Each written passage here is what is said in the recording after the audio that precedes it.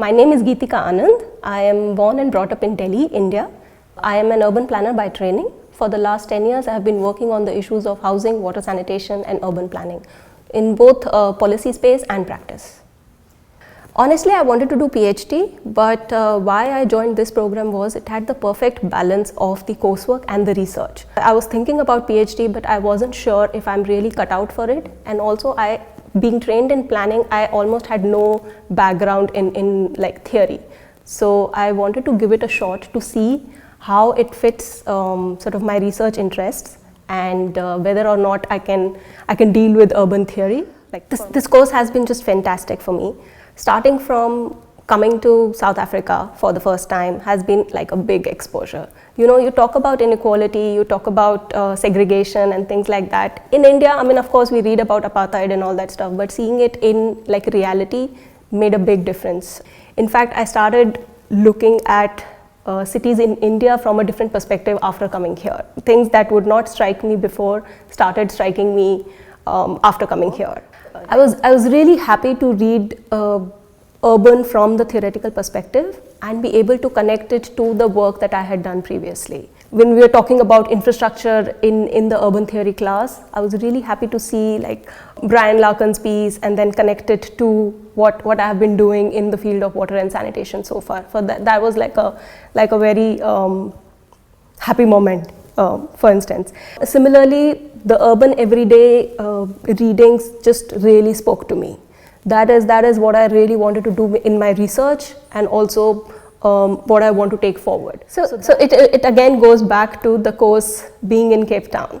There were moments when sitting in Rondebosch in UCT, it was really hard to connect to what we were reading because they were really global South realities and it just felt like but we are really on like a hill, in fact like at the base of Table Mountain and looking over the city as if we are like somewhere on top, somewhere very distant. So that was a bit of a challenge initially, but when we started doing the city research studio and started going to some of these sites that are in the Cape Flats area, the informal settlements or the townships, it all started becoming more real. Being in Cape Town, which is largely very developed city, makes it a little difficult to connect to the southern realities that we all come from on a day-to-day basis. So that was, I felt, was the biggest challenge.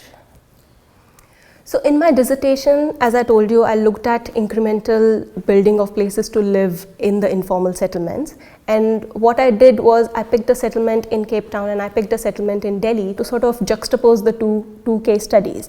And that has really opened up my brain in terms of like how I used to see housing and such issues is very different from how I see them now, due to a number of reasons. One, that the research gave me an opportunity to go in depth in some of the things that I couldn't do while I was doing practice. So that was a big opportunity. The second was doing it in two sites which are so different from each other also opened up the whole idea of what is incremental building and what shape and forms it can take. So that was second. Going forward, I would like to continue working in this sector, both in South Africa and India, to see how we can now apply those findings that I have got from my research in real life. And on a different note, I am also planning to start my PhD next year. My PhD research will focus on how do urban practitioners build their capacity on the job. So I'm interested in looking at what kind of pedagogies or modes of learning work for the urban practitioners. For instance, I have been exposed to a number of different teaching methods, both while studying but also while teaching and training. So I really want to see that what is more impactful on the urban practitioners, because they have such busy lives, they have so much going on in their work, also on their personal lives. So what does really hit them? I am hoping that it all connects, but in my mind it does, but maybe it does sound different that I was working on housing but now on capacity development. But it really does come together into like, how do you really make a change in the urban?